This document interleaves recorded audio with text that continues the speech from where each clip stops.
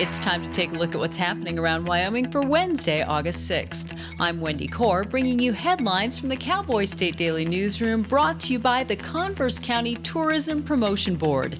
Discover Douglas and Glen Rock in beautiful Wyoming, where rich history, outdoor adventure, and welcoming communities await.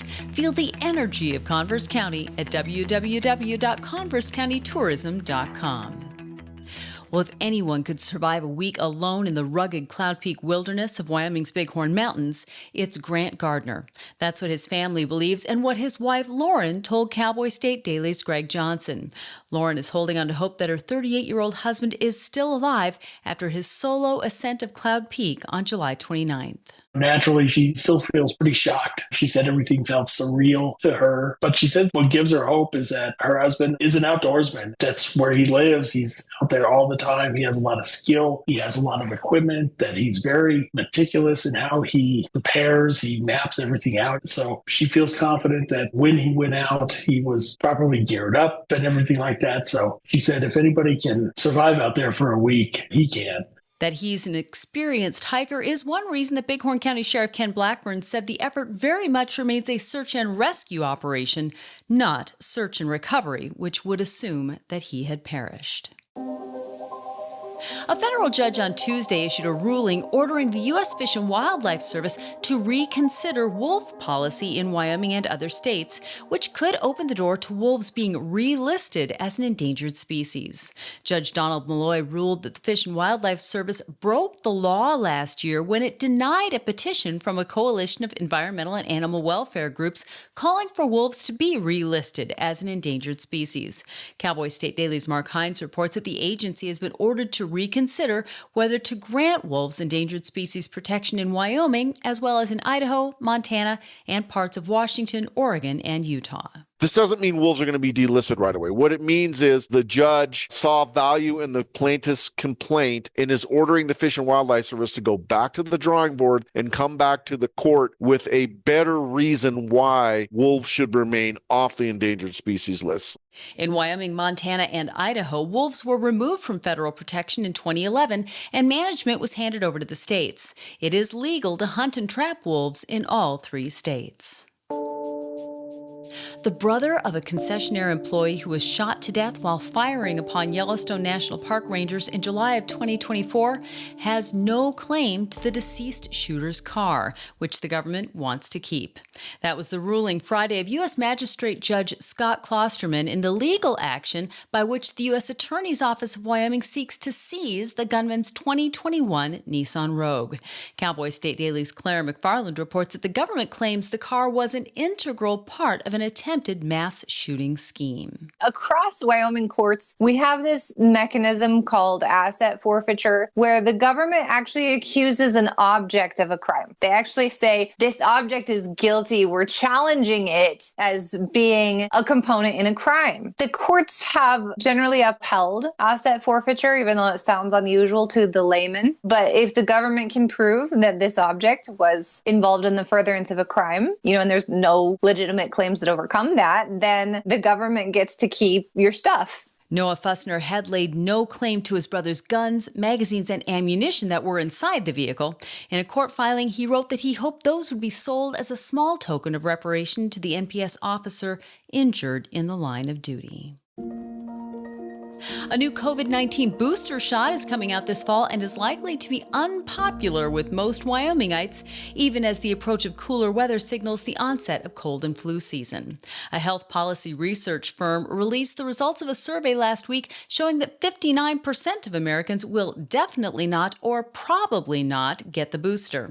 And Cowboy State Daily's Jackson Walker reports that these results largely fall along political party lines, with Republicans being far less likely to receive the jab than Democrats. Obviously, in a state like Wyoming, a decision like that is going to prove highly controversial. It seems to be a very push and pull situation between the people and the state. Obviously, the Wyoming Department of Health is very in favor of people receiving this booster shot and staying healthy, whereas some Republican lawmakers, however, are pushing back against it, saying that people should have the right to choose whether or not they receive this shot. But Dr. Alexia Harris, the state health officer, says that whether Wyoming residents elect to get the new COVID booster or not, the Wyoming Department of Health will be ready for everyone. I'll be back with more news right after this. First Northern Bank of Wyoming has been a pillar and a cornerstone in our community since 1885. It's the oldest continuing operating bank in existence in Wyoming today. I see First Northern Bank make a positive difference in our community. They're always in the list of sponsors. Our people deliver the absolute best service that you can find.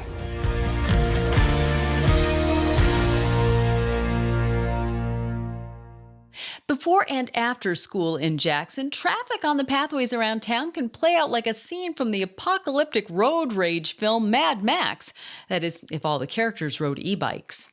Cowboy State Daily's David Madison spoke to a representative of the advocacy group Friends of Pathways, which is working with local schools and law enforcement to bring order and safety to Jackson's extensive network of bicycle and walking trails. It's an incredible system, and the folks in Jackson are making the most of it, going to work on these e-bikes, going to school. But it's gotten so crowded and those machines have gotten so fast that there's a lot of concern for safety. It's kind of intimidating. You come out right before school or right after school and you're faced with 50 middle schoolers on these e-bikes coming at you at 15 miles an hour. They've allocated some extra money to create an ambassador program, so there'll be kind of a referee out there. The safety program now aimed at the bike paths includes teaching youth and parent bike skills through the public schools, removing illegal vehicles, and employing traffic calming measures in congested areas. A rash of garbage fires this year outside Rock Springs that a landfill manager linked to lithium-ion batteries foreshadows the potential for large-scale disasters. That's what concerned public officials told Cowboy State Daily's Claire McFarland. The general manager at the Rock Springs landfill said there have been 6 fires there in the past year, all attributed to lithium-ion batteries bursting into flames. The manager at the landfill was like, these batteries 6 times in the past year have burst into flame in this dump, and then they're catching garbage on fire. And one time, this was in the evening, when we weren't there watching, and the implications as you get into bigger and bigger batteries all the way up to vehicle batteries and electric cars and such, it can take like 20 to 50,000 gallons of water to put out a burning electric vehicle, for example. It begs these larger societal infrastructural questions. Rechargeable lithium-ion batteries are prolific. They're in cell phones, laptops, and electric power tools, to name just a few devices. If one of the tiny cells within a battery overheats, so too do all the cells in its vicinity, and so on, leading to a rapid fire that can reach up to 1,800 degrees Fahrenheit. And Wyoming is not an easy state for allergy sufferers, and there's a reason for that. The reason is sagebrush, and it's a huge contributor to the state's overall pollen counts.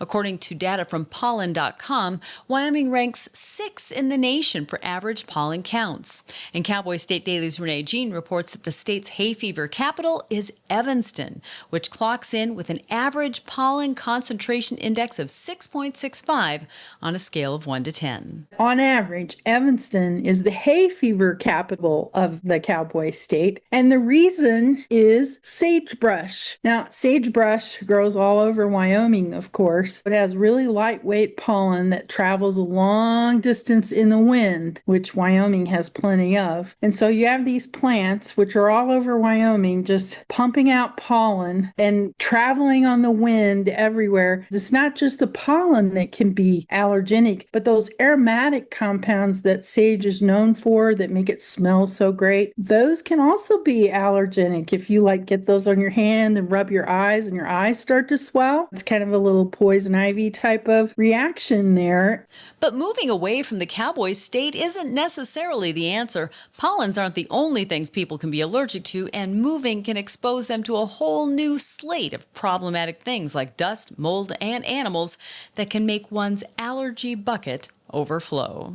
And that's today's news. Get your free digital subscription to Wyoming's only statewide newspaper by hitting on the daily newsletter button at cowboystatedaily.com. And you can watch this newscast every day by clicking subscribe on our YouTube channel, or you can listen to us on your favorite podcast app. Thanks for tuning in. I'm Wendy Corr for Cowboy State Daily.